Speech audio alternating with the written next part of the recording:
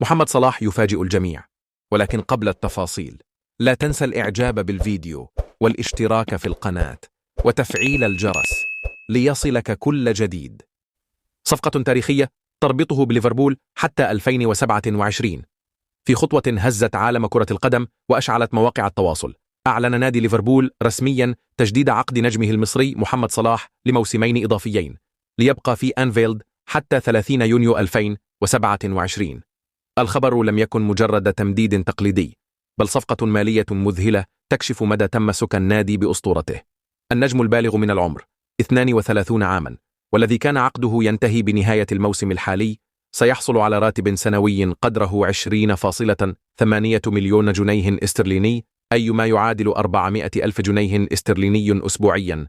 تفاصيل أكثر إثارة كشفتها صحيفة ذا صن، حيث سيتقاضى صلاح 57,142 يوميا و2.83 في الساعة و39.86 جنيها في الدقيقة. بهذا التوقيع يبرهن ليفربول على ثقته المستمرة في نجم عربي أصبح رمزا عالميا. وأعلنت صحيفة ليكيب الفرنسية أن النجم المصري محمد صلاح مهاجم ليفربول سيصعد إلى المركز الثاني في قائمة أعلى اللاعبين أجرا بالدوري الإنجليزي الممتاز بنهاية الموسم الحالي. يأتي ذلك بعد رحيل النجم البلجيكي كيفن دي بروين عن صفوف مانشستر سيتي مع انتهاء عقده في يونيو المقبل. محمد صلاح الذي ظل أحد أعمدة ليفربول الرئيسية منذ انتقاله إلى الفريق سيتقدم في هذه القائمة ليصبح مباشرة خلف النجم النرويجي إيرلينغ هالاند مهاجم مانشستر سيتي.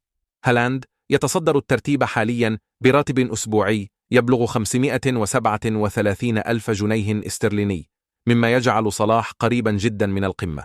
هذا التغيير المتوقع في ترتيب الأجور يعكس استمرار محمد صلاح في تقديم مستويات استثنائية في البريمير ليج، إلى جانب كونه واحدا من أفضل اللاعبين في العالم، كما يعزز من قيمة النجم المصري كأحد اللاعبين الذين يضعون بصمتهم ليس فقط على أرض الملعب، بل أيضا في الترتيبات المالية في عالم كرة القدم الإنجليزية.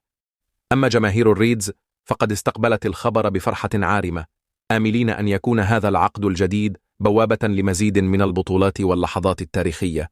صلاح لم ينتهي بعد، بل يبدو أن القادم أعظم.